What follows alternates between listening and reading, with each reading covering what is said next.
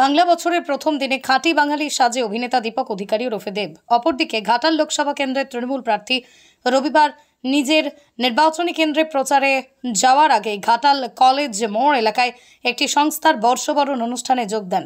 বাঙালি প্রিয় পোশাক চস্তা পাঞ্জাবি পরে কেমন লাগছে বা বাংলা নববর্ষে রাজ্যবাসীকে কি বলবেন, উত্তরে সংবাদ মাধ্যমের কাছে জানান দেব। নমস্কার, সমস্ত বাঙালিদেরকে নতুন বছর অনেক অনেক অনেক শুভেচ্ছা। সবাই যেন ভালো থাকে, সুস্থ থাকে, এটাই বলবো কি শান্তিপ্রিয়ভাবে যেন আমরা থাকি।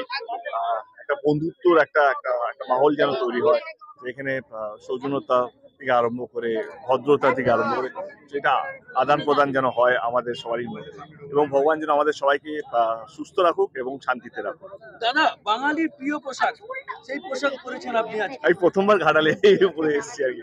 হ্যাঁ, মানে আমি এটা নর্মালি আমি কলকাতায় থাকলেও পায়জামা পাঞ্জাবি পরে থাকি আর কি। তো আমার মনে হয় কি এর চেয়ে বড় মানে বাঙালির যদি ধুতি পাঞ্জাবি বা পায়জামা পাঞ্জাবি পরার যদি দিন থাকে, তো আমার মনে হয় নতুন বছরের থেকে, বাংলার নতুন বছর থেকে ভালো দিন হতে পারে না।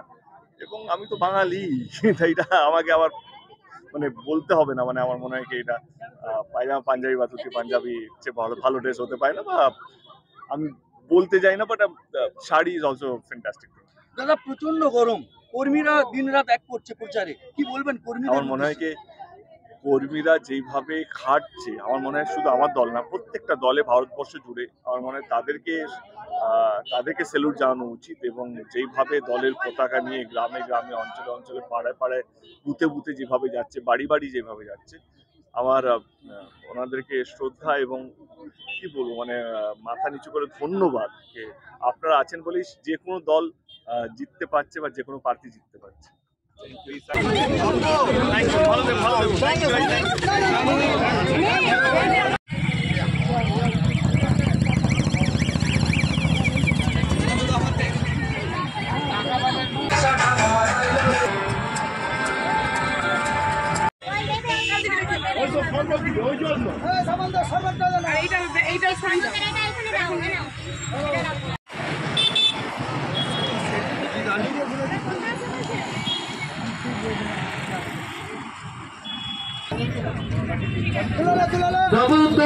নবজাগরণে এসো হে বৈশাখ 1431।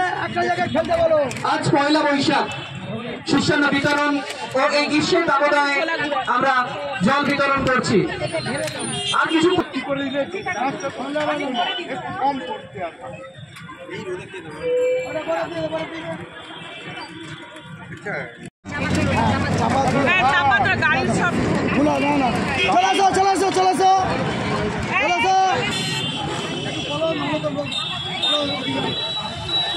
মিষ্টান্ন বিতরণ।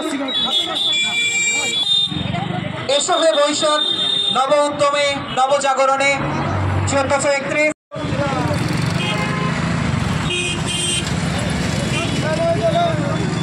মিষ্টান্ন ও জল বিতরণ চলছে।